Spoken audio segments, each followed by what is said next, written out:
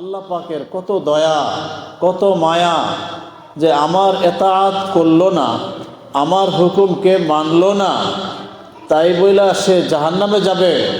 এটা কেমনে হয়? সেও যেন জান্নাতে যাইতে পারে একটা রাস্তা আল্লাহ পাক রাখছে। সেটা কি?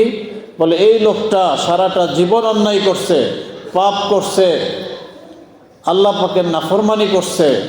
হঠাৎ তার বুঝে আসছে, সে এক জায়গায় বৈশা বৈশা চোখের পানি ফালাইতেছে আর কাঁদতেছে যে আল্লাহ আমারে মাফ করে দেন, আল্লাহ আমি ভুল করছি, অন্যায় করছি, পাপ করে ফেলছি, আল্লাহ আপনি আমারে মাফ করে দেন। আপনি যদি মাফ না করেন আমার উপায় নাই। তো এই যে গুনাহগার বান্দা আল্লাহর কাছে মাফ চাইলো, মাফ চাওয়ার কারণে আল্লাহ পাক তার উপরে খুশি হয়ে যায়, আল্লাহ পাক তারে মাফ করে দেয়। তো এই যে লোকটারে মাফ করে দিল, সে যে মাপ চাইলো, এটাকে বলে তওবা। এটা কি বলে ভাই? তওবা। কোনো ব্যক্তি হাজারো পাপ করার পরে, অন্যায় করার পরে সে যদি তওবা করে, আল্লাহর কাছে মাপ চায়, তো আল্লাহ পাক তারে মাফ কইরা আল্লাহর বন্ধু বানায় নেয়, সে আল্লাহর ওলি হয়ে যায়। তাহলে আল্লাহর ওলি মানুষ কয়ভাবে হয়? দুইভাবে। একটা হলো যেই ব্যক্তি এতাআত করলো, আল্লাহ পাকের হুকুমকে মানলো, নামাজ পড়লো, রোজা রাখলো, হজ করলো, জাকাত দিল, এগুলা কইরা সে আল্লাহর ওলি হয়েছে। আরেকটা হইল সারা জীবন অন্যায় করছে, পাপ করছে, কিন্তু খাস দিলে তওবা করছে, এই তওবা করার কারণেও সে আল্লাহর ওলি হয়ে যায়। এখন এই যে যারা তওবা করে আল্লাহর ওলি হইল, এদের জন্য আল্লাহ পাক একটা স্পেশাল আলাদা একটা দরজা জান্নাতের মধ্যে রাখছে, সেটা হলো বাবুত তওবা। কি ভাই? বাবুত তওবা।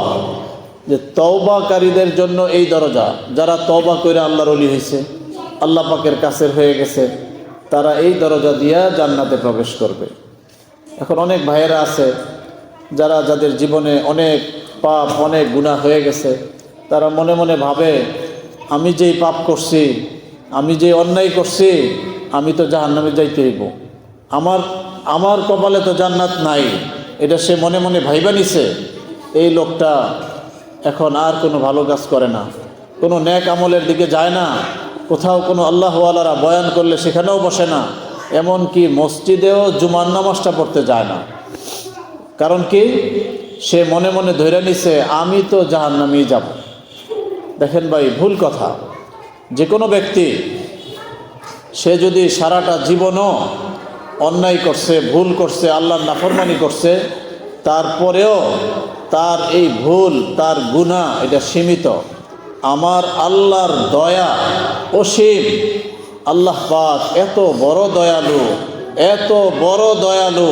আপনার আমার মতো লক্ষ লক্ষ পাপী যদি একসাথে আমার আল্লাহকে ডাক দিয়া বলে যে আল্লাহ আমারে মাফ করে দেন, আল্লাহ আমারে মাফ করে দেন, মুহূর্তের মধ্যে আল্লাহ পাক সকলকে মাফ কইরা পাক সাফ বানায়া দিলেও আমার আল্লাহর দয়ার সাগরে একটুও কমতি হবে না।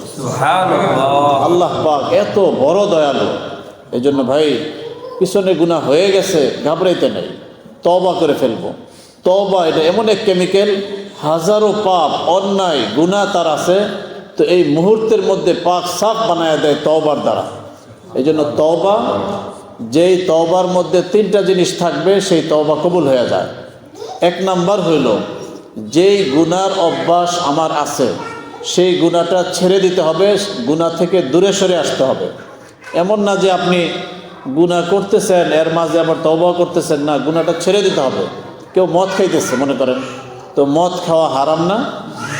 এখন এক গ্লাস খাইলো, খাইয়া বললো আল্লাহ আমি অন্যায় করছি, আমি তওবা করতেছি, আর খাবো না। কতক্ষণ পরে আবার খাইলো, আবারও তওবা করলো, এটা তওবা হইল?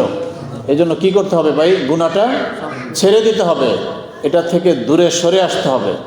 দুই নাম্বার হইল, আল্লাহ পাকের কাছে নতি স্বীকার করতে হবে যে আল্লাহ এই যে আমি এতদিন গুনাহটা করছি, এটা আমি ভুল করছি, নতি স্বীকার করা।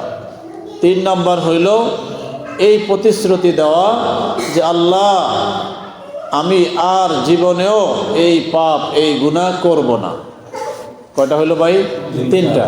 এই তিনটা জিনিস যেই তওবার মধ্যে থাকবে, সেই তওবা আল্লাহর দরবারে কবুল হয়ে যায়। আর যেই ব্যক্তি তওবা করলো, আত-তাইবু হাবিবুল্লাহ, সে আল্লাহর বন্ধু হয়ে যায়। তো যেই ব্যক্তি তওবার মাধ্যমে আল্লাহর বন্ধু হয়ে গেল, আল্লাহ পাক তাকে জান্নাতে নেওয়ার জন্য একটা আলাদা দরজাই বানায় রাখছে। আল্লাহ পাক চায় না তার কোনো বান্দা জাহান্নামে যাক। আল্লাহ পাক এত মায়া, এত দয়া বান্দাদের উপরে, কিন্তু মানুষ আল্লাহ পাকের নাফরমানি করে, বুঝতে পারে না। এজন্য ভাই, সকলেই ভুল ভ্রান্তি এটা মানুষের হইতেই পারে। তো ভুল হয়ে গেলে সেটার উপরে বসে থাকা না, দ্রুত তওবা করা, কি বলেন? তওবা করা।